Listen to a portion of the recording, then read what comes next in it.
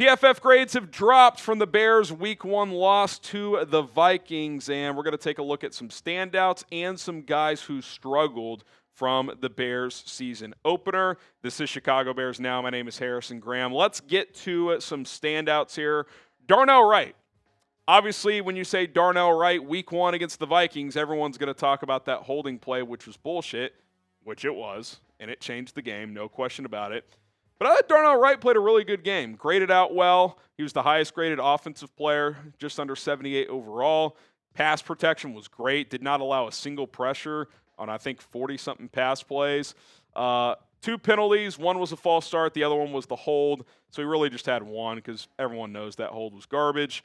That's really been his biggest bugaboo in his career is just the concentration lapses. He'll occasionally have a false start. And it's like, just clean that up. If he cleans that up and irons that type of stuff out, he has big time potential. I thought the second half of last year, he found a new gear, and I was like, okay, this feels like a fringe Pro Bowl guy now. I don't know if he can be an all-pro, but I think he's a damn good player. I really like Darnell Wright. He can move. He's big. He's powerful. When he gets his hands on you, it is tough to get around him. So I see a big jump coming this year, just like we saw a jump last year. So that was a positive sign. He more than held up on the right side. He was pretty dominant, especially considering the guy that played to his left, Jonah Jackson, did not have a very good game whatsoever.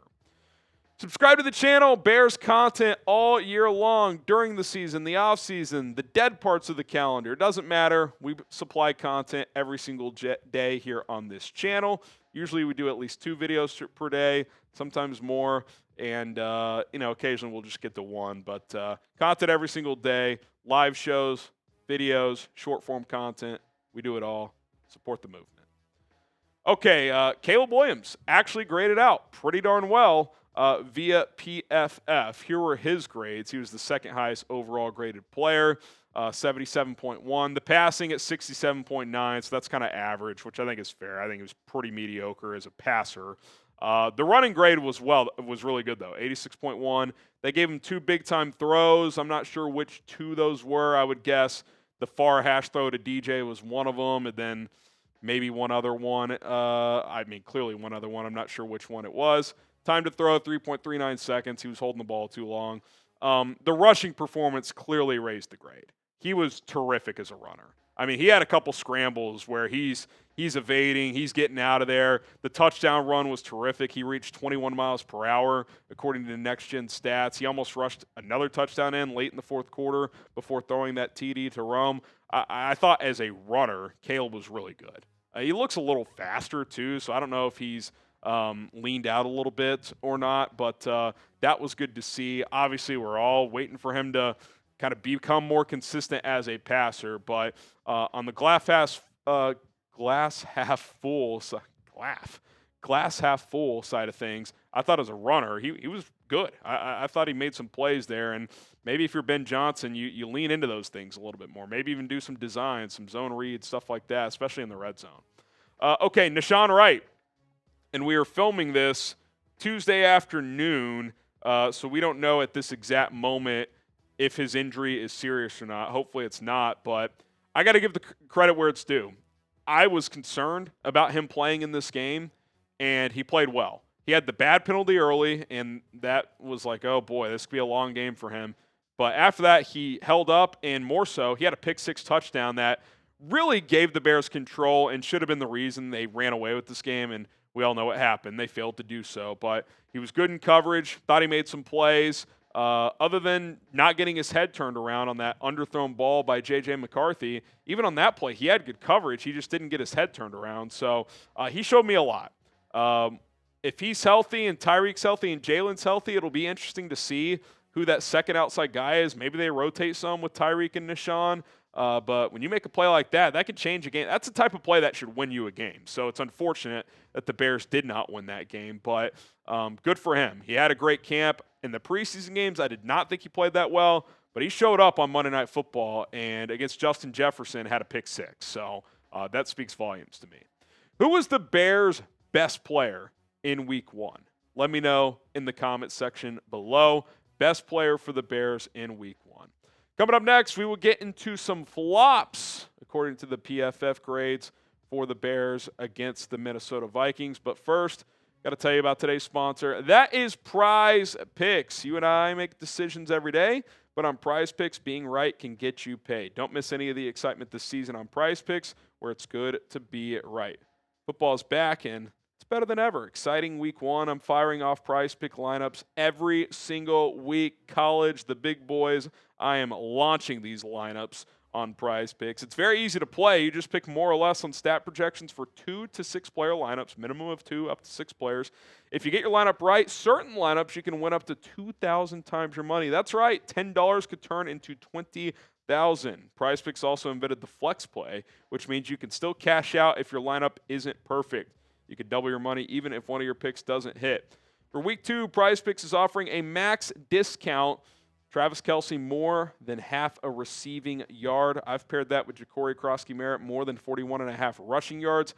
$20 entry to win $60.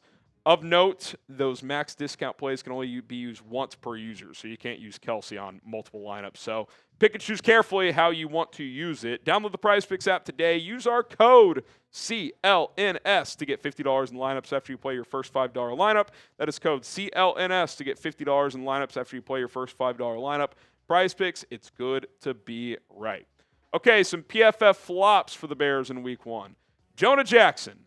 It felt like in real time he was your worst offensive lineman, but it's hard to really gauge how individual linemen specifically are playing from snap to snap. But that certainly graded out to be the case, at least via PFF. 31 overall, that is dreadful. 22.6 pass block grade, that is unbelievably bad. I mean, if you're like sub 50, that's well below average. 22, I mean, that's bottom of the barrel. Run blocking still well below average. Gave up 5 pressures and had 2 false starts. It was a horrible performance. He was easily the worst offensive lineman, undisciplined with the penalties, getting beat consistently in pass pro, and that's with Darnell Wright locking it down on the other side.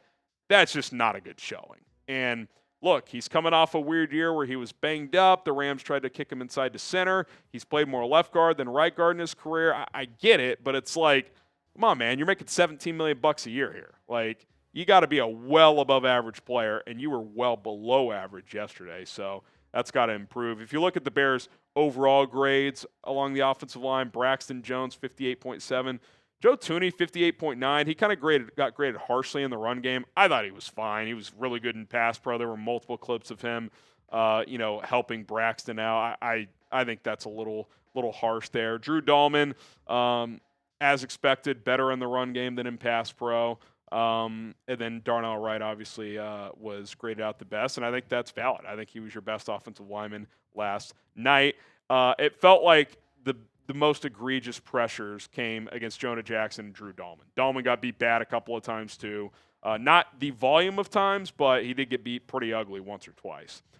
Andrew Billings. And, we've heard whispers of this may not be a great scheme fit for him. I thought he still showed some good things in the preseason. He's also coming off that injury. Graded out really poorly on 21 snaps, 34.3 overall. Run defense was dreadful. Passable as a pass rushing defensive tackle, but that's not really his job. He's there to eat up holes and be a run stuffer. Did not do that well at all. 0 recorded stats on 21 snaps. His role is to be a factor in the run game. And when Jordan Mason is kind of getting his groove and driving people back, that's where Andrew Billings has got to be a guy that changes that momentum, comes in and helps stuff the run, and that did not happen. So, scheme fit or not, like he's got to play a little bit better than what we saw last night.